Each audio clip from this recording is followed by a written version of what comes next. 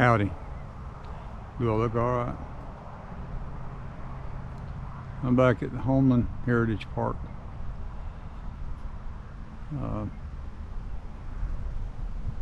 Had a few more memories come to mind about living here. One of them concerned school and the kind of neighborhood this was. I'm pretty sure I was already in school because of the way I remember this. I remember part of it from school and part of it from on the way home. But anyway, a guy that lived not too far from us, he and my brother got into some kind of a disagreement. Don't really know what over, but they couldn't settle it at school evidently, and the other guy said he was going to catch my brother on the way home and beat him up. And this happened, I think, sometime in the, maybe after lunch, at the after lunch recess. I don't really know. The particulars are way beyond me. I can't remember any of that. But I remember this instant happened. Of course, everybody in school had heard about it by the time classes were over. And me and my brother and sister were walking home, and this other guy came up. I don't know if he had already gotten down the road ahead of us, but anyway, he approached, and there was also a group of kids from school that were walking along behind, keeping pace with me and my brother and sister. And they started up, or the other guy started up the same, whatever disagreement was. Again, I don't remember any of the particulars. I remember being afraid that there was going to be a fight and maybe my brother was going to get hurt. Not knowing what to do. Of course, I was way too small to try to get involved. That would have been detrimental. But at any rate, when the confrontations happened in the middle of the road, this is a dirt road, no traffic to speak of, but the other kids kind of gathered around in a circle. And before anything really got started, a couple of the older boys from 5th grade or 6th grade came up, and they intervened, and they told the other guy and my brother, there's not going to be a fight. Y'all aren't going to fight. And of course they were bigger, so they could enforce that. I think the other guy was either in the same grade as my brother or maybe a year ahead. I don't really remember that. But my brother, when I was in 1st grade, he was in 3rd. So the guys in 5th and 6th were a good size, good deal bigger in size. So they just said, no, there's not going to be a fight. And they didn't really have any interest in whatever the confrontation was about. They just, we're not going to have a fight. That was it. They just put all to it. And I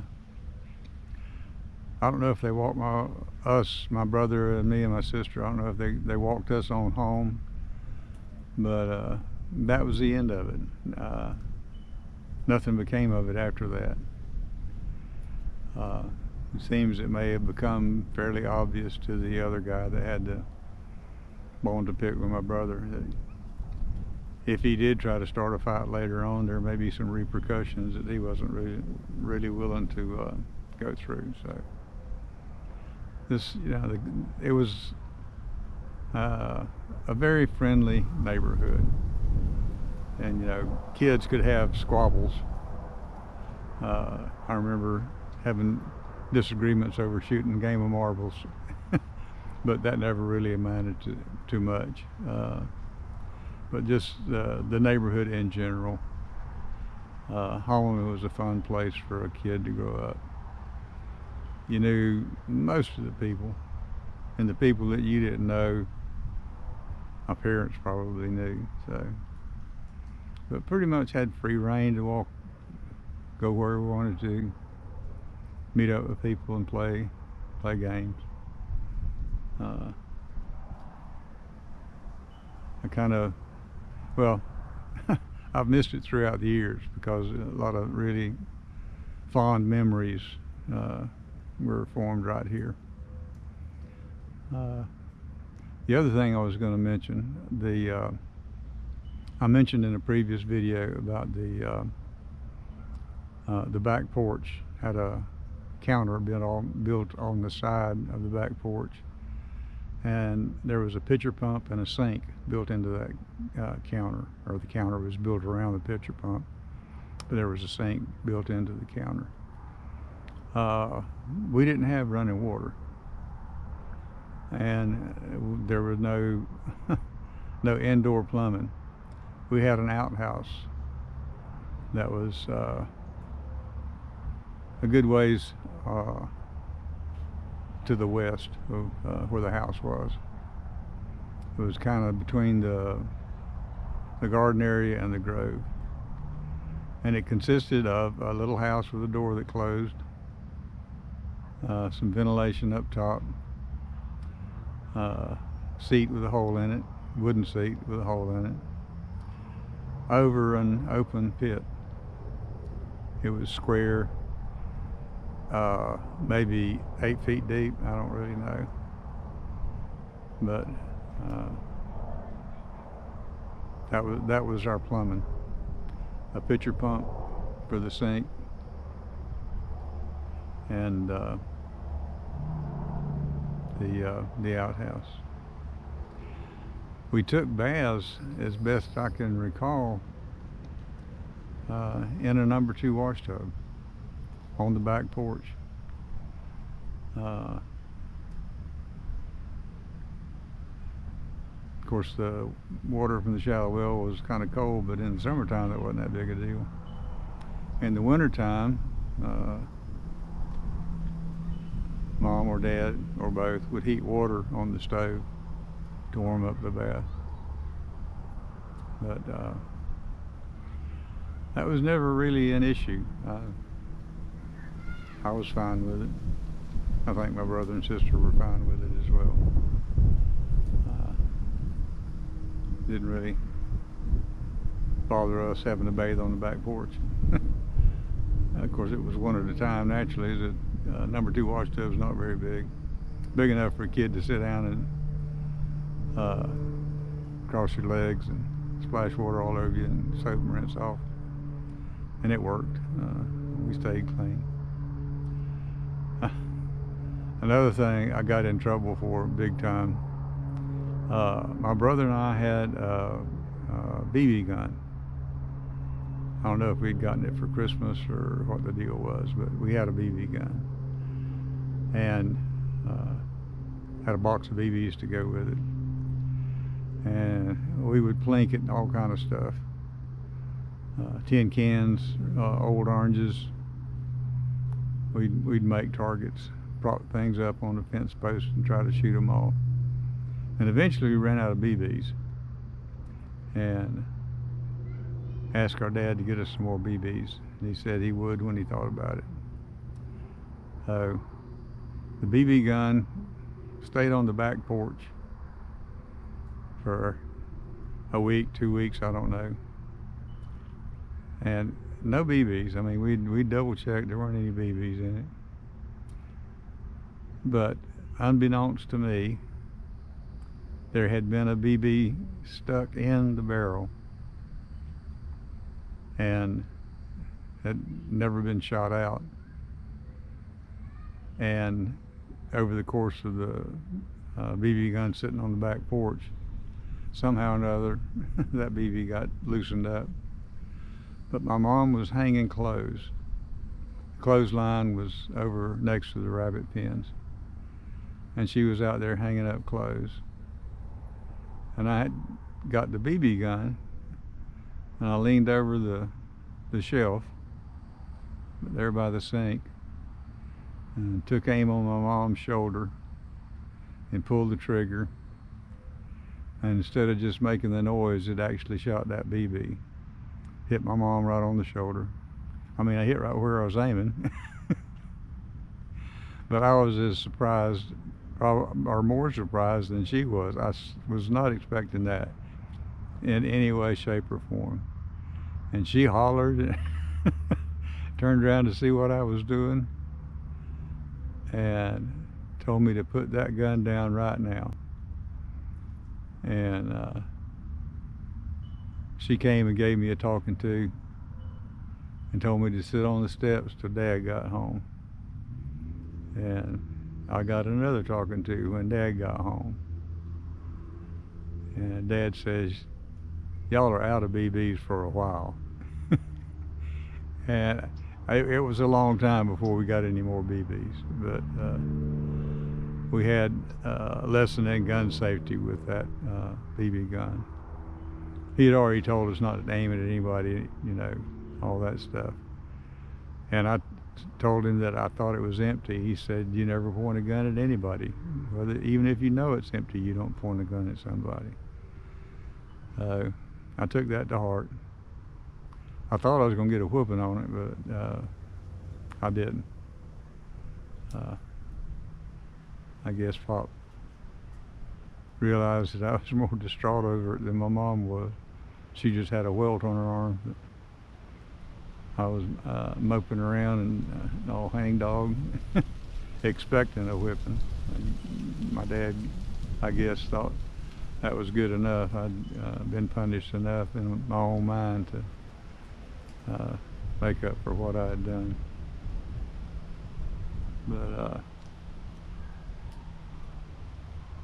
good years here, really good years here.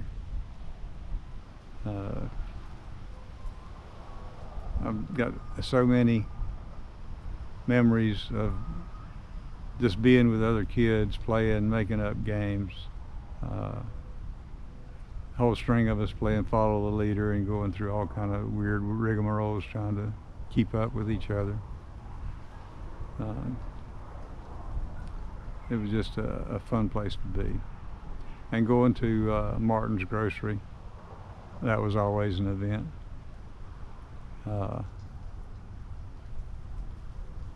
Sometimes we'd all go in a wad, me and my brother and sister, to get whatever it was Mom needed.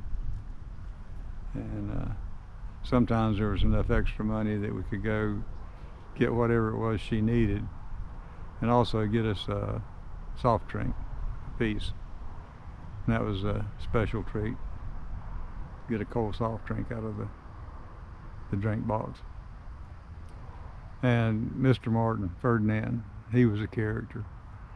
He was always teasing, always had something to say, always asking you a question you couldn't answer, and always had a chuckle.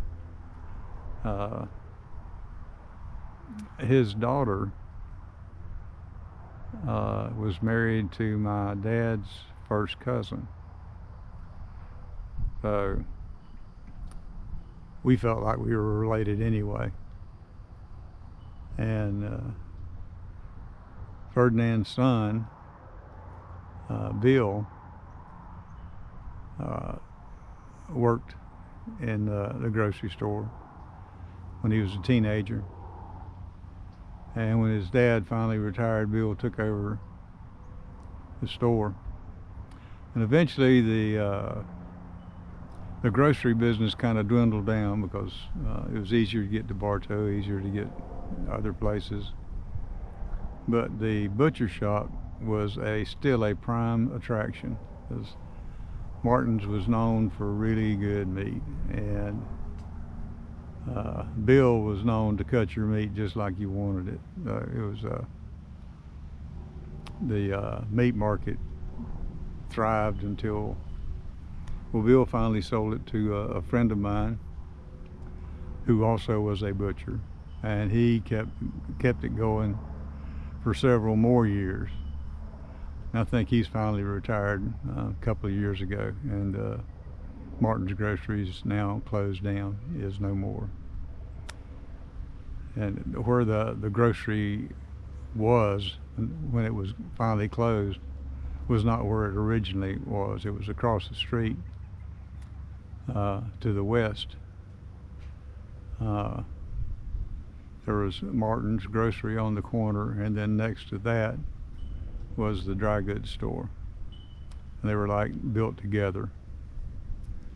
And there was a boardwalk in front of the dry goods store, raised up off the ground a little ways.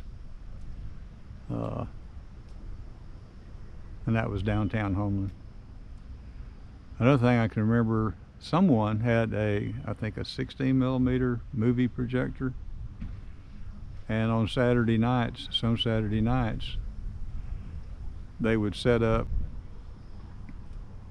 at Martin's Grocery, and the building across the street had a white wall, and that was the building where Martin's Grocery moved to when whoever was using it closed down and it became available. But whoever had that projector would project movies on that white wall, and it was free for anybody to come. And Saturday night after dark, well, a little ways after dark, mosquitoes come out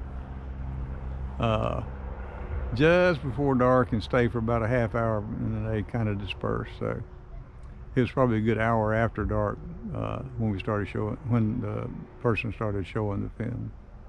I remember watching several movies there. I don't remember what the movies were.